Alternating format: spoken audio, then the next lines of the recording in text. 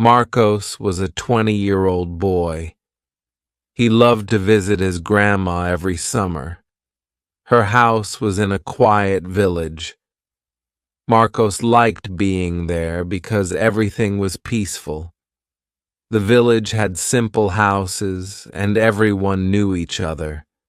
But this summer was different. Marcos was feeling a little sad and worried. "Grandma," Marcos said one morning while they were having breakfast, "I want to learn English, but it's so hard. I study and study, but I don't understand much. I feel like giving up." He pushed his plate away, feeling frustrated. The words he tried to memorize last night were still confusing.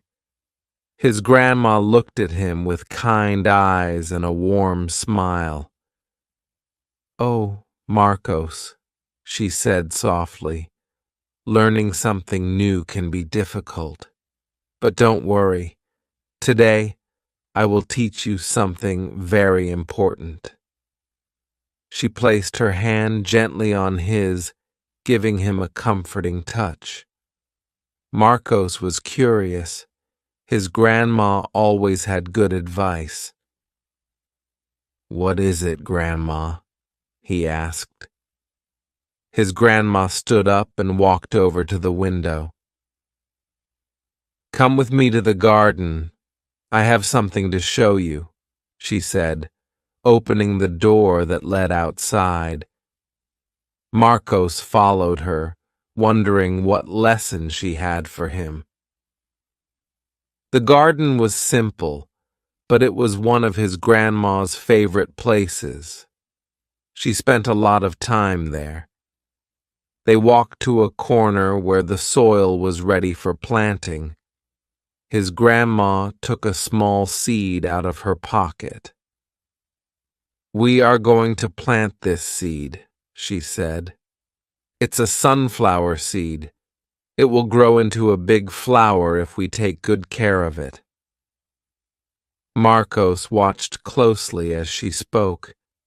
The idea of growing something from a tiny seed made him feel a little excited. His grandma dug a small hole in the dirt and placed the seed inside. She covered it with soil and poured a little water on top. "This is the first step, Marcos," she said. "But there's more to do." Marcos was excited, but also impatient. "Grandma, when will the flower come out?" he asked. His grandma smiled. "It will take some time, Marcos, but every day you will come here and water the seed. You will also make sure it gets enough sunlight. We can't rush it. We have to be patient," she explained. Marcos felt a little disappointed. He wanted to see the flower right away. "But why does it take so long, Grandma?" he asked. His grandma looked at him and said, "Just like learning English, growing a flower takes time. You can't see what's happening under the soil, but the seed is working hard to grow roots. Without strong roots, the flower can't grow tall. The same is true for you, Marcos. You need to build strong roots in English, and that takes time and practice." Marcos thought about what his grandma said. He understood a little better, but he still wished it could be faster. The idea of waiting was hard, but he trusted his grandma's wisdom. Chapter 2. The Seed of Learning.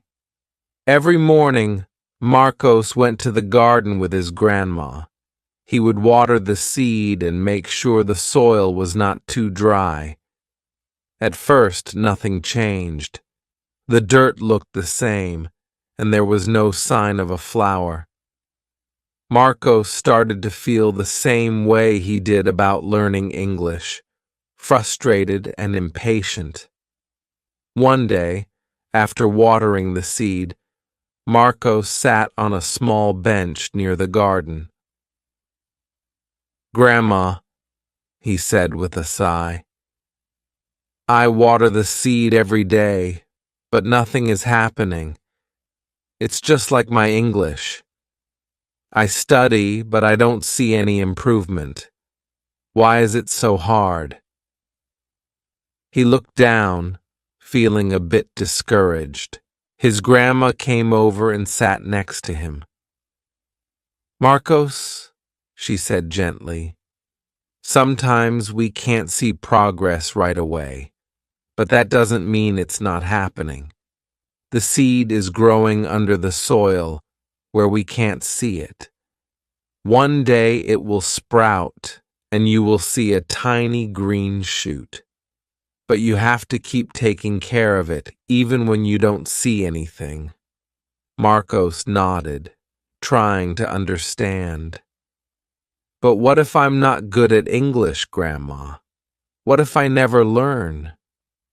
His grandma smiled and took his hand. "Marcos, you are good at many things, and you can learn English too. But you must believe in yourself and keep trying. Just like the seed, you need time to grow. Don't give up." Her words were calm, and they made Marcos feel a little better. They continued to care for the seed every day. Marcos started to think more about his English lessons. He realized that maybe, just like the seed, his learning was happening even if he couldn't see it yet. This thought gave him some hope. Chapter 3. The First Sprout. A week passed, and one morning Marcos went to the garden as usual. But this time, something was different. There, in the patch of dirt, was a tiny green sprout poking out of the soil. Marcos's eyes widened with excitement. "Grandma! Grandma!"